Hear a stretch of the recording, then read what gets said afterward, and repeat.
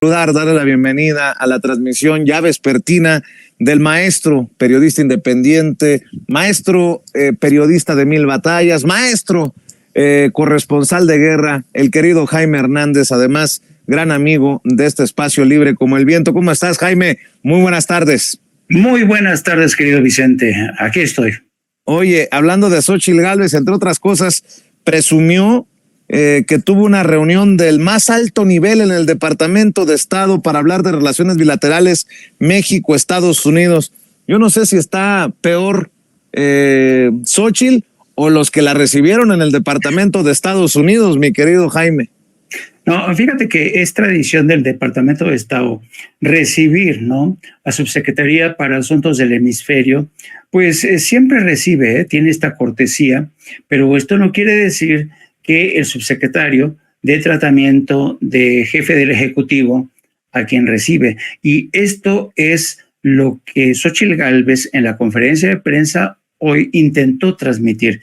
Yo diría que Xóchitl Gálvez ya se cree, si hubiera una telenovela, tendríamos que ponerle la usurpadora del Poder Ejecutivo mexicano, que hoy dijo que sostuvo una reunión de muy alto nivel en el Departamento de Estado, en donde habló de todo, de migración, del control fronterizo, de las armas, de la lucha contra el fentanilo, es decir, los temas que casi a esa misma hora estaba tratando el Ejecutivo, es decir, el grupo de representante, el gabinete ejecutivo, estaba sosteniendo con los representantes de Estados Unidos, Elizabeth Sherwood, y también con los de Canadá.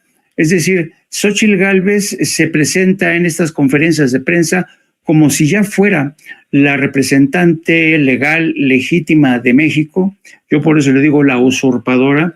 Son los sueños que tiene ya esta Xóchitl Gálvez, y francamente resulta bastante pintoresco, extraño, surrealista que Xóchitl Gálvez intente presentarse a sí misma como la mujer que lleva la voz cantante ante el Departamento de Estado. Yo imagino que en el Departamento de Estado sí la recibieron, pero evidentemente Xóchitl Gálvez ya ha dado muestras de su incompetencia.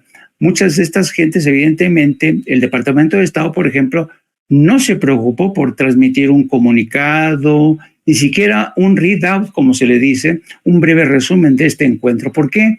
Porque el Departamento de Estado sabía que a esa misma hora estaba el gobierno de México enfrascado en un encuentro del más alto nivel, ese sí, con la máxima responsable, la representante del presidente Biden de la Casa Blanca, Elizabeth Sherwood. Estaba presente el embajador de Estados Unidos en México, Ken Salazar, y en este encuentro del sí más alto nivel para analizar estos temas. Entonces, yo tengo la sensación de que Xóchitl Gálvez ya quiere presentarse, ya quiere revestirse es como si ya llevara la banda presidencial. Hoy mismo también se atrevió a tratar de minimizar a Claudia Sheinbaum, a quien se refirió como la señora Corcholata. Dice, la señora Corcholata no cuenta, aquí el verdadero candidato se llama Andrés Manuel López Obrador.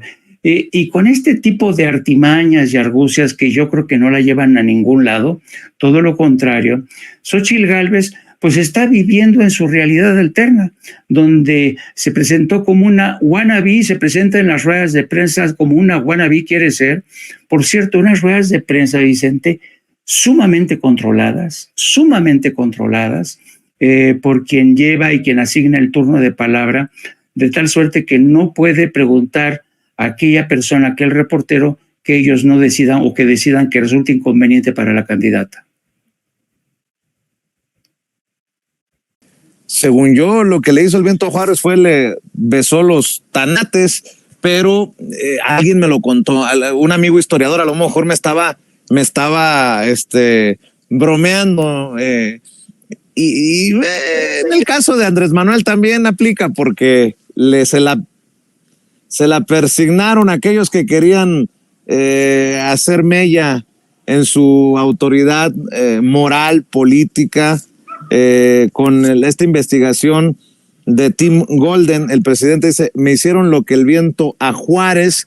Y bueno, hablando de investigaciones, ahora veo a los guacamayos de Mexicanos contra la Corrupción y la Impunidad arremeter nuevamente contra el secretario de la Defensa Nacional, Luis Crescencio Sandoval. No sé qué es lo que sepas de este nuevo intento para minar, esto es, ¿no? O para desestabilizar este gobierno. Sí, yo creo que Mexicanos contra la Corrupción hoy da a conocer una investigación, Vicente, investigación entre comillas, en la que dan a conocer una carta secreta del secretario de la Defensa, Luis Crescencio Sandoval, escrita el 12 de septiembre del 2019, en la que el secretario de la Defensa alerta al fiscal general de la República, Alejandro Gertz Manero, sobre la contratación de un militar en retiro que habría tenido algunos contactos, era sospechoso de haber tenido relaciones con el cártel de los Beltrán Leiva. El secretario de la Defensa, en esta carta, porque según el timeline que proporcionan la línea del tiempo, al secretario de la Defensa le informa su propia unidad de investigación de contraespionaje, le informa el 11 de septiembre que están a punto de contratar en la Fiscalía General de la República a un militar en retiro que se sospechaba que tenía vínculos con los cárteles. Al día siguiente de recibir esta noticia, el secretario de la Defensa le remite una carta al fiscal en una política que tienen desde la Defensa Nacional de establecer esta suerte de cortafuegos para proteger a las instituciones de posibles topos, posibles personas que te han tenido vínculos con el cártel organizado. Bueno, el caso es que a partir de esta carta, Mexicanos contra la Corrupción arma una historia en la que sostiene que este militar en retiro fue escolta del presidente Andrés Manuel López Obrador en el 2007. Es decir, vuelven a la cargada con esta teoría de que Andrés Manuel López Obrador habría tenido contacto o proximidad con gente que tenía vínculos con el cártel de los Beltrán Leiva.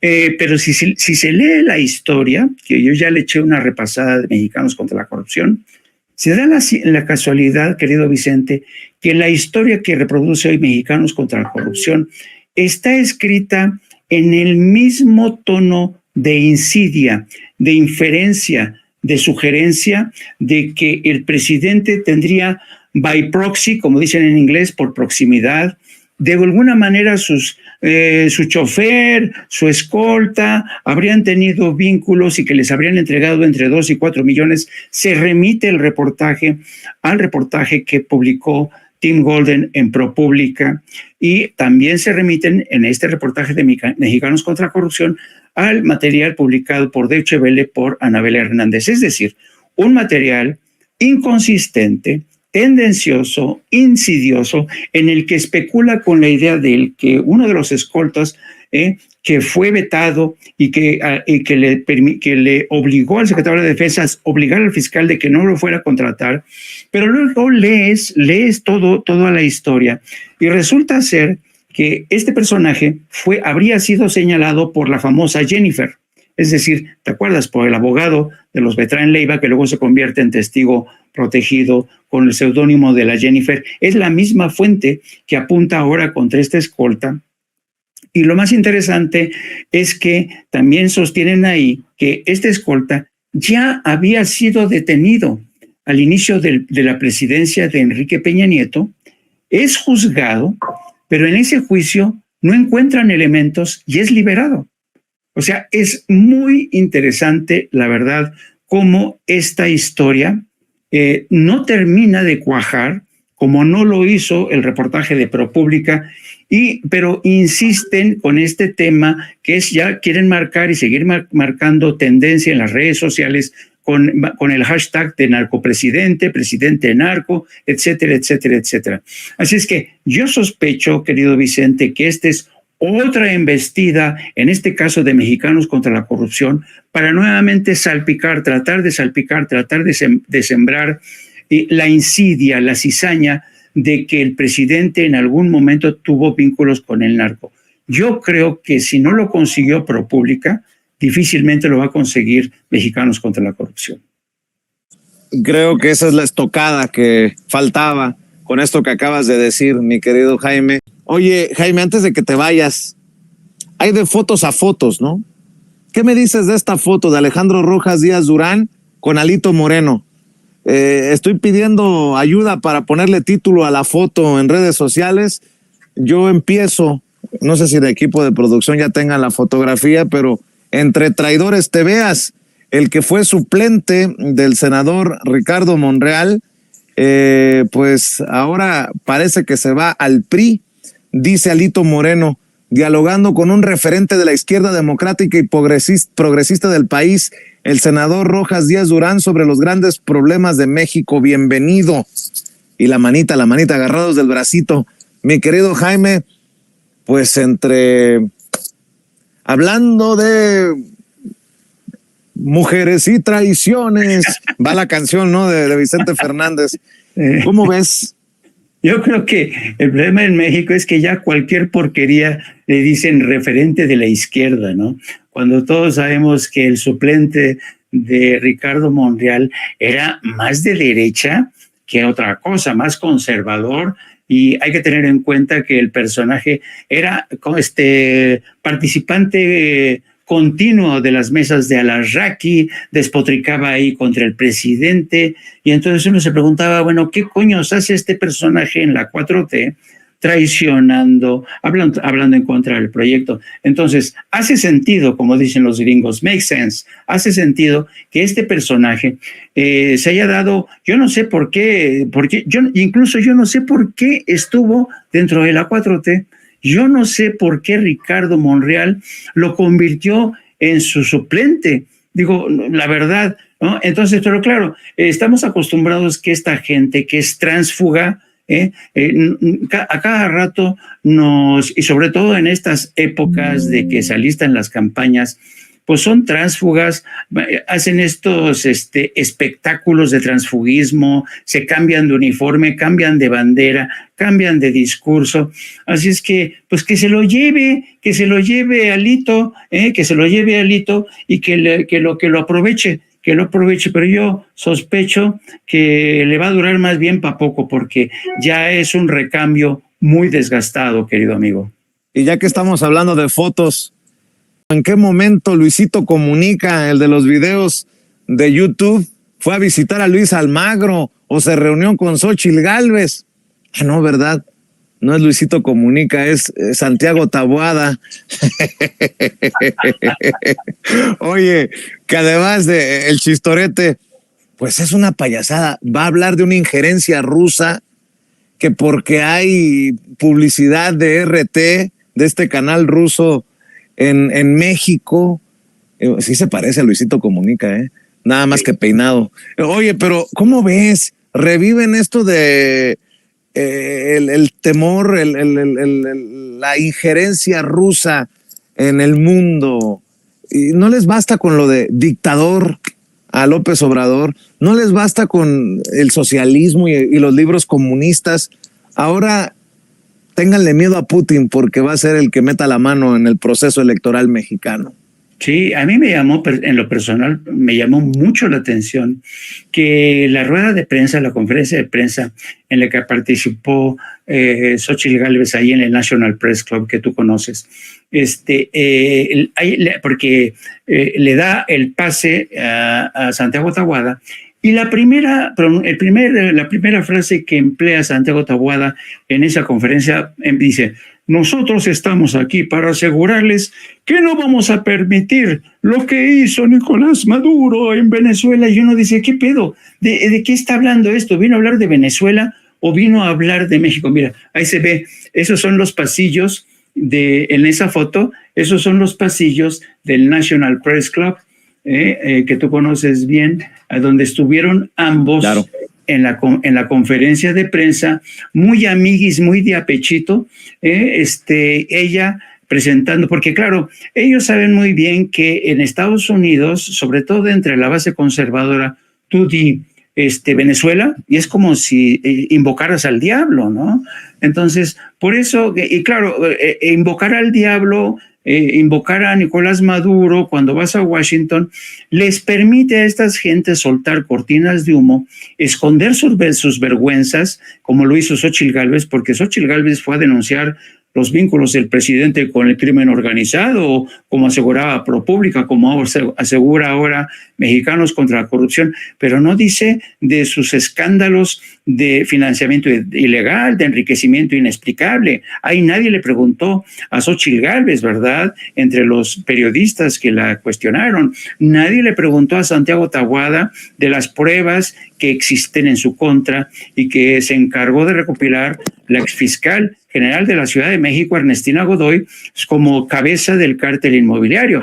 Por eso ellos creen que lanzando estas cortinas de humo diciendo que el comunismo, el socialismo nos quiere capturar a México, échenos la mano, queridos amigos gringos. En fin, yo creo que la mejor descripción de esta gira la proporcionó el gran caricaturista Hernández, que presenta a la señora Xóchitl Gálvez como felpudo, como tapete, como una mujer colonialista al servicio de Washington. Es realmente triste, es lamentable que una mujer que se presenta como hecha a sí misma, defensora de las comunidades indígenas, vaya en este plan.